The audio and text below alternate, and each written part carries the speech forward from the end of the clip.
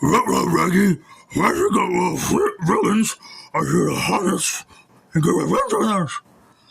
Look, I agree with you, Scooby. This is not good. Hey, this is me, the media guy here. If my Shaggy and Scooby impression didn't give it away, today I'm here to share my thoughts on the second Scooby-Doo live-action movie called, well, Scooby-Doo 2, Monsters Unleashed. yeah, this is the sequel to the first live-action Scooby-Doo movie. Well, yeah, I do have the sequel on VHS as well, but I decided to watch it on DVD.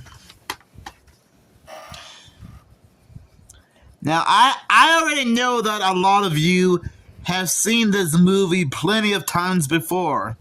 Whether you saw it in theaters 21 years ago, own a VHS and DVD copy of this movie, saw this film on TV a few times, or watched some of JB and Millie's videos where they interviewed a few people who worked on the live-action movies, including Matthew Lillard himself. But just in case you guys don't know what this movie is, well, as usual, every VHS tape and DVD I own has a certain description on the back. Jinkies, the most monsters ever gathered. Jinkies, they're the most monsters ever gathered. Mix those creepazoids with Scooby-Doo and the rest of the Mystery Inc. gang, and you'll have a recipe of family fun. Oh, I can tell. A masked villain wreaks mayhem on the civic of Coolsville with a monster machine that creates real-life versions of Mystery Inc.'s former foes like the 10,000-volt Ghost, the Cotton Candy Glob, which I honestly don't remember a single Scooby-Doo movie, TV show, video game, or comic book that has that villain. The Skeleton Men and the Pterodactyl Ghosts. Freddy, Daphne, Shaggy, Velma, and Scooby-Doo launch an investigation into a monster outbreak that leaves Shaggy and Scooby questioning their roles in Mystery Inc. Eager to prove their detective skills, the ever-ravenous duo come up with a secret plan to solve the mystery by themselves. Can the gang unravel the most challenging case? Seth Green, Alicia Silverstone, and Peter Boyle join the cast for some zoinked out monster mayhem. Oh man, oh man. Now I gotta admit, Scooby-Doo 2 Monsters Unleashed is quite an enjoyable movie. It's a great sequel to the first live-action movie that came out like 2 years earlier. As usual, Freddie Prinze Jr., Sarah Michelle Gellar, Linda Cardellini, Matthew Lillard, and Neil Fanning still did a good job portraying their roles as Mystery Inc. Heck, in fact, Matthew Lillard still did a good job playing Shaggy, that he did voice the character in some of the future cartoons. The plot is really interesting to follow. It's almost like a guessing game to know who is really behind all this. And most of all, it is so cool to see some of the classic Scooby-Doo villains make an appearance in this movie. Some of them are from the Scooby-Doo show and Scooby-Doo Where Are You? We even got a statue version of Chickenstein, who was a villain in a pup named Scooby-Doo. So I guess I will admit, it is funny to see a character from a pup named Scooby-Doo make an appearance. Mainly one of the goofier villains, like Chickenstein. One thing, there's so many things to like about this movie. Like Shaggy and Scooby trying to question their roles trying to question their roles of what they do for the team. And you can really tell that this is really concerning for Shaggy and Scooby. Because they seem a little bit upset that the gang thinks they're screw-ups, and to Shaggy and Scooby they technically are. But it's not their fault. I kinda like the Coolzonia Museum.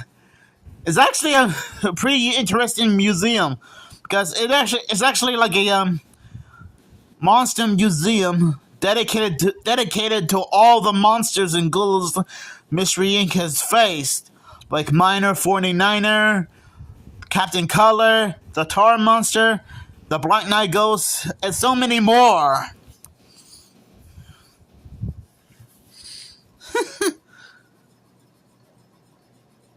There are so many things to like about this movie. The only thing that really bothers me is the news crew making Freddy look like a fool on public television and taking the footage out of context to make it look and sound like Freddy's being a jerk to the whole city, which is not true.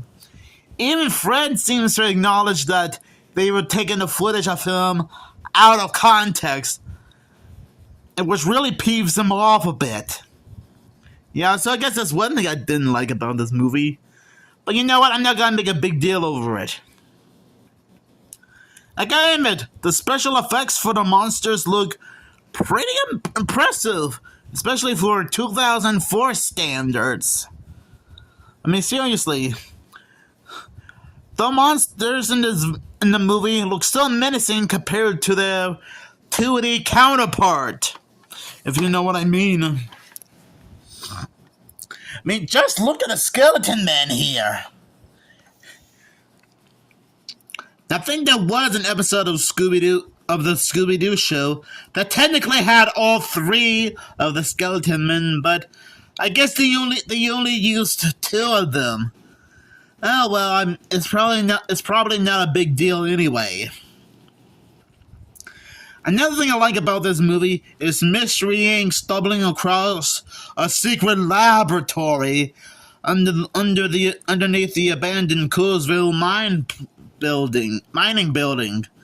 Well, technically, Shaggy and Scooby found it first, and Fred, Velma, and Daphne checked it out later on.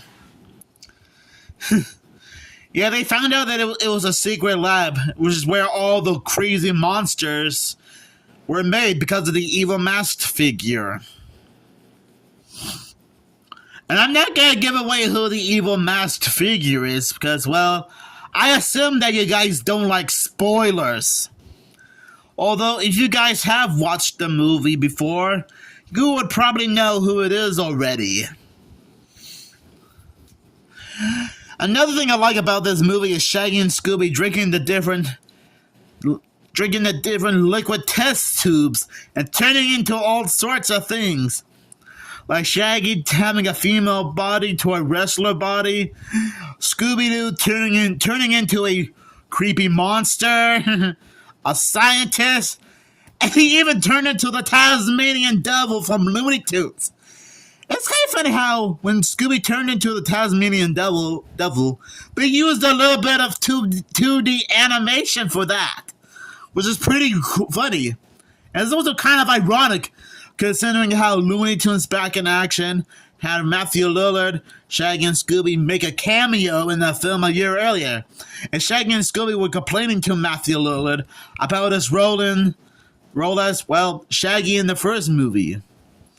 I think I might have mentioned this when I reviewed the first live-action Scooby-Doo movie and Looney Tunes Back in Action. So you guys probably knew that already. But still, it is kind of funny that Scooby turned into the Tasmanian Devil from Looney Tunes. So, and that's like the only time we get that was the closest we ever get to a Scooby-Doo Looney Tunes crossover. I mean, to be fair, there was an episode of What's New Scooby-Doo called Old Monster New Mexico, and during the beginning of that episode, we saw Roadrunner and Wile E. Coyote get up to their old shenanigans again. I already mentioned Shaggy and Scooby appearing as cameos in Looney Tunes Back in Action with Matthew Lillard. And yes, Mystery Inc. and their Scoob design did make background cameos in Space Jam 2 and the Legacy.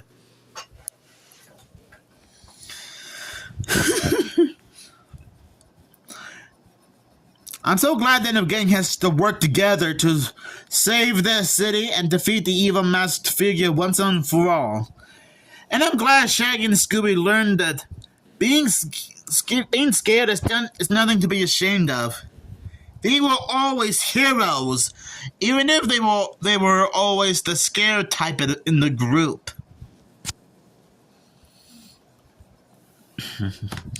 And I'm glad we get to see Velma have a love interest named Patrick, who is the man in charge of the museum.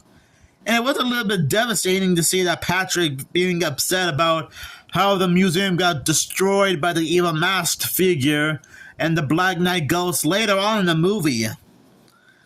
Now, I think there was a deleted scene that explained what happened to all the other monster costumes in the museum.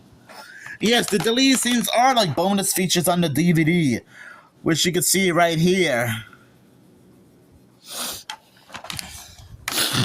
And I gotta admit, seeing Mystery Inc., Dr. Jonathan Jacobo, and Patrick dancing to Sprite and Shining Star, like just Shining Star, during the end credits, it's quite cute. Because they were celebrating their latest success. And what I seem to notice that during the end credits, when the song "Friends Forever" is played during the end credits, and earlier in the movie when they were going to Mr. Winkle's mansion, the song "Friends Forever" was sung by Puffy Amiyumi, who you might know him better as the cartoon duo of the same name. And to be fair, I didn't know about this because I didn't watch Hi Puffy Amiyumi on Cartoon Network growing up until I saw clips of the show on TV on YouTube. I almost didn't. Trust me, once you listen to the song "Friends Forever," you would recognize Puffy Amiyumi's voice.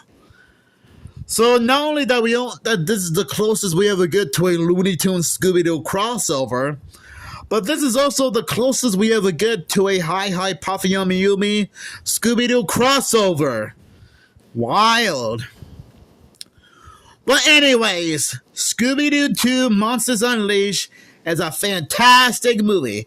And while it might not be a perfect movie, it's still enjoyable enough. And it's cool that we got some Easter eggs to past Scooby-Doo adventures. I mean, of course, the same thing would happen in Scooby-Doo Night of 100 Frights, Scooby-Doo Mystery Incorporated, Scooby-Doo Franken Creepy, and Trick or Treat Scooby-Doo. So if you guys have any favorite moments from this movie, or at least have fond memories of this film in general, let me know down in the comments below. And I'll give this movie 5 live-action boxes of Scooby-Snacks out of 5. Because that's how amazing this movie is. Oh, and by the way, I do remember JB and Millie interviewing some of the people who worked on this movie. And it was revealed that we were meant to see other Scooby-Doo villains make an appearance in this movie. Like the Ghost Clown and the Creeper, for example. Now, I think there was some test footage of Chickenstein, which you can find on JB and Millie's channel. I'm sorry that I almost forgot to mention this, but I just thought I'd bring that up. So anyways, shoutouts to JB and Millie for interviewing the folks who worked on Scooby-Doo 2 Monsters Unleashed. And make sure you have a great day. And trust me, I'll do any type of movie review for a box of Scooby Snacks. Scooby-Doo.